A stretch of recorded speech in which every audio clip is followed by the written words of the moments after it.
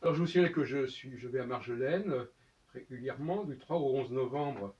Il y a donc au Parc Floral cette fameuse institution, Marjolaine, avec cette année euh, un espace slow qui est ouvert assez au bien-être, qui est assez intéressant.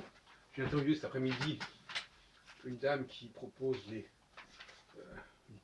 un système à partir d'une machine inventée par un Russe pour savoir quels sont nos problèmes, quelles sont nos fragilités. Et c'est intéressant parce que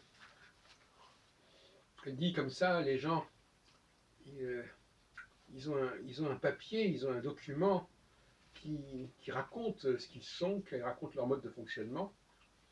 Et je lui ai dit, ben, finalement, en astrologie aussi, les gens partent avec un thème astral, avec un truc qui est sorti par ordinateur aussi.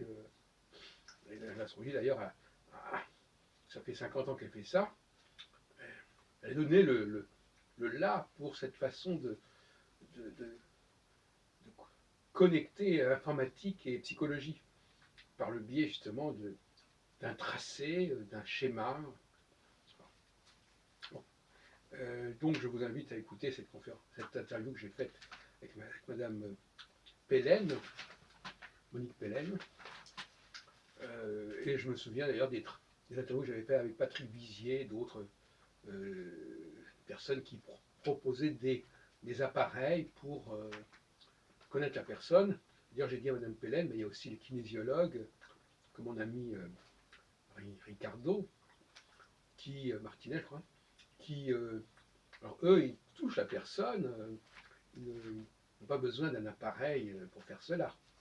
Donc là, il y a aussi une sorte de dualité entre les techniques manuelles, où, où c'est le professionnel qui doit lui-même euh, tâter le pouls, c'est le dire de la personne, le sentir, et l'autre alternative, c'est justement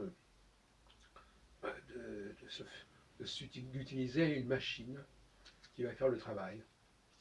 On met avec Madame Pélène, on met ses doigts dans un espèce d'appareil, un doigt après l'autre, et puis ça donne tout un système. On a le même problème en astrologie par ailleurs, puisque au fond, soit on détermine la psychologie de la personne par son thème natal, par son signe natal, par sa dominante, etc.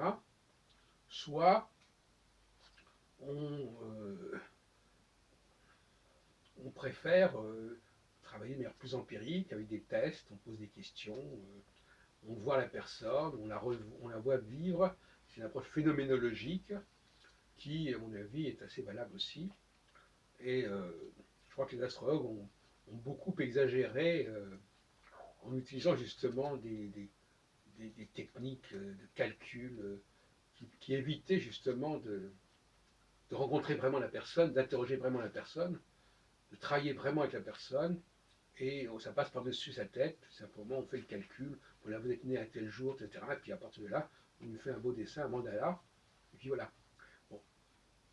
Euh, L'astrologie est pionnière, avec Barbeau d'ailleurs, qui a participé en 68 à l'expérience Astroflash, elle est pionnière dans cette idée d'une que le client n'a pas besoin de parler, n'a pas besoin de s'exprimer, pas besoin de répondre à des questions, n'a pas besoin d'être étudié par une personne. C'est la machine qui va tout faire, ce sont les calculs qui vont tout faire. C'est vrai aussi pour la numérologie. C'est moins vrai quelque part pour la chirologie, lorsqu'on donne sa main, etc. Voilà. Donc là, il y a des lignes de clivage qui sont intéressantes à mettre en évidence. Les gens qui ne sont pas très doués au niveau du diagnostic euh, préfèrent évidemment, vont préférer utiliser des calculs, des mathématiques, des techniques informatiques qui, vont, qui vont servir de béquille quelque part et qui vont faire que l'astrologue ou le praticien va être appareillé par la machine, va se définir par la machine. Et d'ailleurs aujourd'hui beaucoup d'astrologues, ben, ils ont un ordinateur et et il sort avant, d'ailleurs ça constituait d'ailleurs un problème pour les écoles d'astrologie.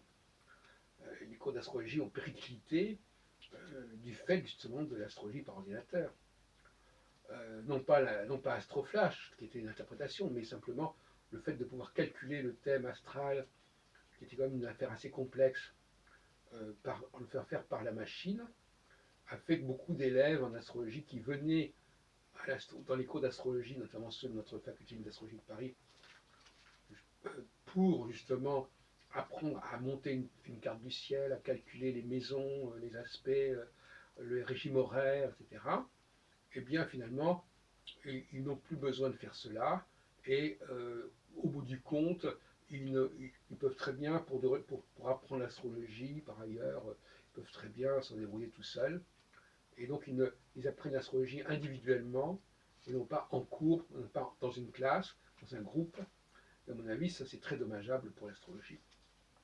Cette perte de sociabilité au niveau de l'enseignement astrologique. Parce que c'est ça aussi, n'est-ce pas, la machine fait perdre de la sociabilité. Euh, Elle dispense d'apprendre à calculer, à utiliser les éphémérides, à utiliser les tables de maison, à utiliser les régimes horaires dans le monde. Et bon, ça a terriblement perturbé. Bon, je n'ai pas fait une étude absolue là-dessus, mais enfin, moi je suis bien placé quand même pour le savoir. La demande d'enseignement en astrologie a périclité, peut-être pas uniquement à cause de ça, peut-être aussi parce que l'astrologie. Mais je crois que beaucoup de gens finalement font eux-mêmes leur astrologie, se passent de plus en plus de l'astrologue et du professeur d'astrologie, grâce à l'informatique et à Internet.